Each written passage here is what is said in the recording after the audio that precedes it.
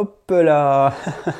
Avec un cadrage pas idéal, mais pour info, pour cette dernière vidéo spéciale Mangatech et spéciale pile à lire, je suis au ras du sol, vraiment, puisqu'on est au tout dernier étage, qui est tout en bas de la dernière bibliothèque. Donc vous ne verrez pas forcément ma tête bien cadrée, mais c'est pas grave, parce qu'on n'est pas là pour voir ma tête, on est là pour voir des mangas.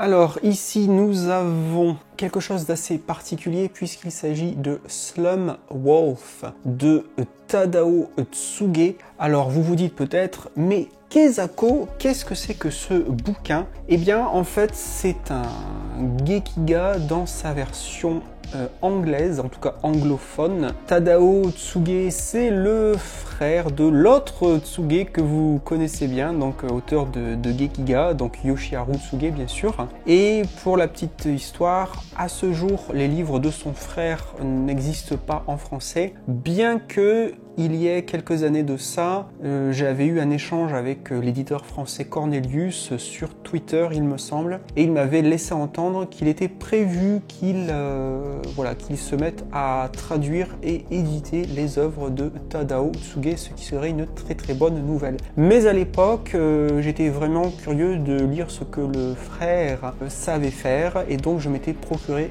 cette édition anglophone. Voilà. Mais évidemment, puisque je suis un gros Gérard, eh bien je ne l'ai toujours pas lu. Voilà à quoi ça ressemble. En tout cas, visuellement, ça m'a l'air tout à fait sympathique.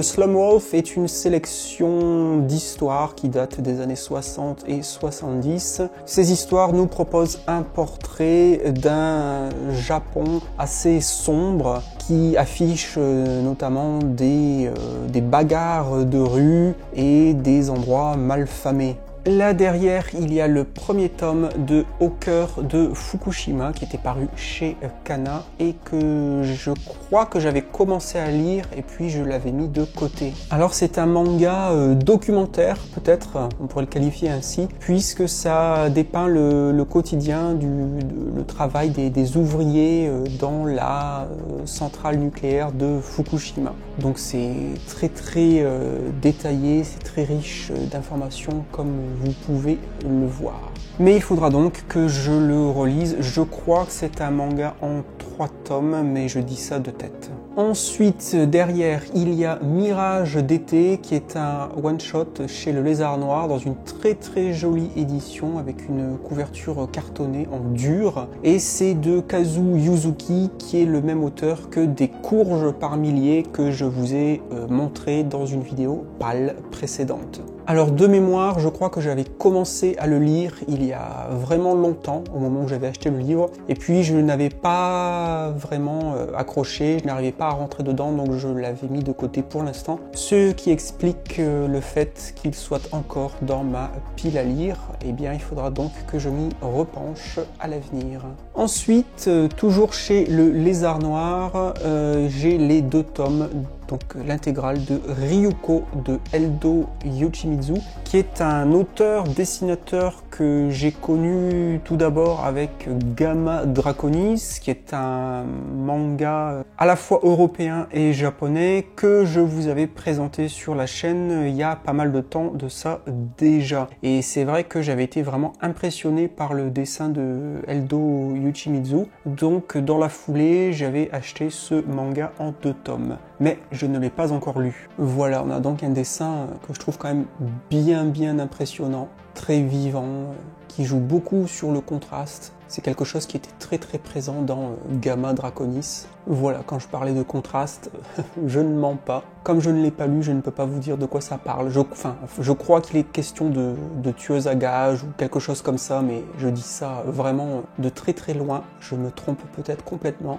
Mais voilà, ça fait partie des titres qu'il faudra que je lise. Puis j'ai les tomes 2 et 3 de Je suis Shingo, toujours chez le Lézard Noir. C'est bien blessures de Kazuo Umezu. Alors j'ai lu le premier tome, je vous l'avais présenté sur la chaîne dans une vidéo tome 1 bien évidemment, et donc comme le premier tome m'avait beaucoup plu, j'avais acheté les tomes 2 et 3, mais je suis en retard. Je crois que la série se finit en 5 tomes, mais ça mériterait vérification. C'est donc un manga de science-fiction, on va dire, avec une machine qui accède graduellement à la conscience, et on suit la relation de deux enfants avec cette machine robot intelligente. Faut encore que je lise ces tomes 2 et 3. Et voilà, le petit problème, c'est comme très souvent avec le Lézard Noir, ce sont des éditions un peu onéreuses. Donc c'est toujours difficile de continuer des séries. Derrière ça, j'ai le manga Sensu, je crois dans son intégralité, j'ai 5 tomes. C'est un manga que je n'ai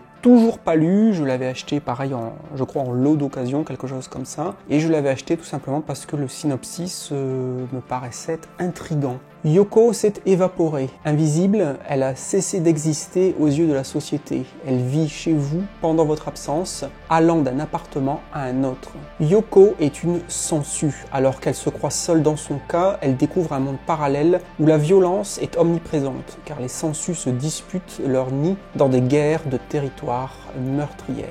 Derrière, j'ai les tomes 1 et 3 de Wet Moon de Atsushi Kaneko, je vais y arriver. Alors c'est un manga, je pense, relativement bien connu, l'auteur est aussi bien connu, c'est l'auteur, si je veux pas dire de bêtises, de Death Co notamment. Malheureusement, je n'ai que les tomes 1 et 3, c'est un manga en 3 tomes, et je n'ai pas le tome 2 parce qu'il est introuvable, et bien ça m'apprendra à ne pas faire de recherche avant de commencer une série, parce que je ne m'étais pas du tout rendu compte que le tome 2 était quasiment, comme je le disais, introuvable, ou alors d'occasion à des prix qui flambent. Donc je ne désespère pas un jour de pouvoir mettre la main sur le tome 2, et c'est la raison pour laquelle je n'ai toujours pas lu ce manga, puisque il me manque un tome sur 3, et en plus c'est le tome du milieu. Japon, années 60, dans la moiteur d'une station balnéaire aux accents de Las Vegas, royaume des faux semblants et de la corruption, le jeune et irréprochable inspecteur Sata enquête sur le meurtre d'un ingénieur. Lorsque ses pas le mènent sur le lieu de travail de la victime, une entreprise fabriquant des modules pour un mystérieux programme spatial, une secrétaire prend la fuite, attirant sur elle tous les soupçons. Alors que Sata la poursuit,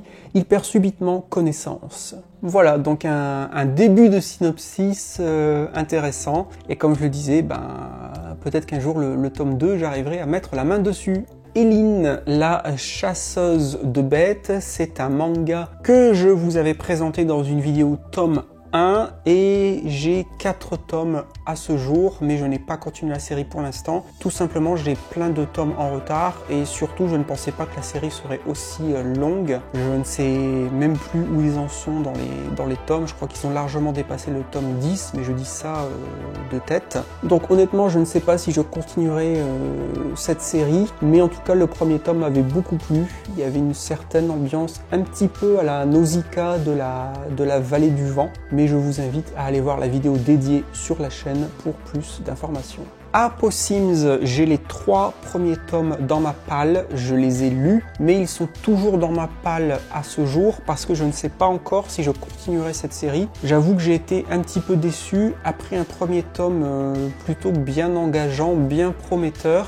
C'est un manga de Tsutomu Nihei, donc c'est l'auteur entre autres de Blame, et j'avoue que j'avais été déçu au fil des tomes, de ces premiers tomes, par une tonalité un petit peu adolescente, pas mal de service qui revenait. Voilà, je ne retrouvais pas en fait tout le côté mystique, très énigmatique qu'on avait notamment dans Blame. Alors d'un côté, certes, ce manga est du coup beaucoup plus accessible, beaucoup plus ouvert, moins cryptique que des titres tels que Blame, mais justement, je trouve que ça enlève pas mal de charme du coup, et que ça en fait un titre plus générique et moins original. Éventuellement, il faudrait que je relise les 3 premiers tomes d'affilée pour décider, pour me faire une véritable idée. En tout cas, je vous l'ai présenté dans une vidéo dédiée tome 1, donc je ne vais pas revenir dessus dans le détail. Et une fois de plus, je vous invite à aller voir la vidéo pour plus d'informations. Ensuite, j'ai les 5 premiers tomes du bateau de Thésée. Il me semble que je vous l'avais également présenté dans une vidéo tome 1. Et puis j'ai continué à acheter les tomes suivants, même si je suis en retard. Et j'avoue que je suis tellement en retard que je ne sais même pas combien de tomes il me manque. Je ne sais pas si le manga est terminé. En tout cas, le premier tome était sympa, même si j'avais quand même une vive impression de lire une version alternative à Quartier lointain de Taniguchi, parce que ça jouait quand même beaucoup sur la même idée, en tout cas sur le même déclencheur scénaristique. Mais voilà, ça c'était ma première impression. C'est donc un thriller qui joue sur l'idée de voyage dans le temps, avec un personnage central qui est capable de revenir dans le passé malgré lui et d'élucider le mystère qui plane autour de son propre père, qui avait été accusé et condamné pour avoir commis plusieurs meurtres. Donc toute l'idée va être d'élucider ce mystère, de voir si effectivement ce père avait été à l'origine de ces morts, ou en fait s'il s'agissait d'un coup monté, ou de ce genre de choses. Voilà. Mais une fois de plus, il y a une vidéo dédiée sur la chaîne pour plus de détails. Ensuite, j'ai l'intégrale en 5 tomes de Aya, conseillère culinaire, avec au dessin Saburo Ishikawa et au scénario Aoichi Akio, pardon, j'ai massacré les noms. Mais donc, eh bien, comme vous l'aurez sans doute deviné, j'ai acheté cette série d'occasion. J'ai eu la chance de la trouver dans un lot sur Le Bon Coin, certainement. Parce qu'évidemment, au dessin, on retrouve Saburo Ishikawa, que j'apprécie particulièrement, comme vous le savez. Ça fera un manga de plus à ma collection en rapport avec ce mangaka. Donc je ne l'ai pas encore lu. Aya est conseillère culinaire pour la société Food Project. Sa mission, redresser les restaurants qui battent de l'aile. Ses armes, un sens du goût exceptionnel et un caractère bien trempé. En compagnie de son assistant gaffeur, partez à la découverte du monde du goût nippon, de ses techniques secrètes et de ses réalités. Bon bah ça m'a l'air pas mal pour un jour pluvieux par exemple.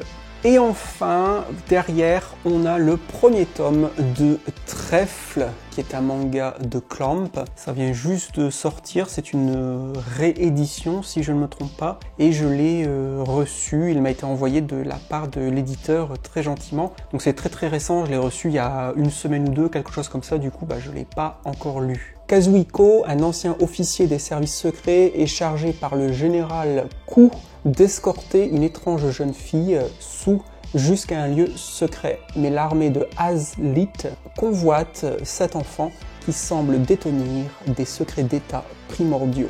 Voilà, en tout cas, je suis curieux de lire ce premier tome parce que Clamp, bon, je les connais depuis très longtemps parce que notamment dans les années 90, c'était un studio qui faisait quand même beaucoup parler de lui. J'ai lu et possède RG Veda ou Rig Veda selon les prononciations, qui est un manga que j'apprécie particulièrement et qui me rappelle donc ma jeunesse. Donc je suis curieux de voir, voilà, de découvrir un autre manga de ce studio. On y est arrivé, on a enfin fait le tour vraiment complet de toute la Mangatech. Je ne sais pas ce que vous en pensez d'ailleurs, n'hésitez pas à me dire ce que vous pensez de la Mangatech dans son intégralité dans les commentaires, ça m'intéresse. Bon, j'avoue que là, je ne pensais pas faire autant de vidéos sur ce sujet, mais je pense que finalement c'est quand même plus intéressant pour vous d'avoir des vidéos vraiment détaillées, même si ça reste superficiel. J'espère que cette série de vidéos vous aura quand même diverti. Et puis maintenant on va pouvoir repartir, je l'espère, sur des vidéos de type plus traditionnel. Et puis je vous dis tout simplement à bientôt pour une future vidéo sur Orion Manga. Bye bye tout le monde.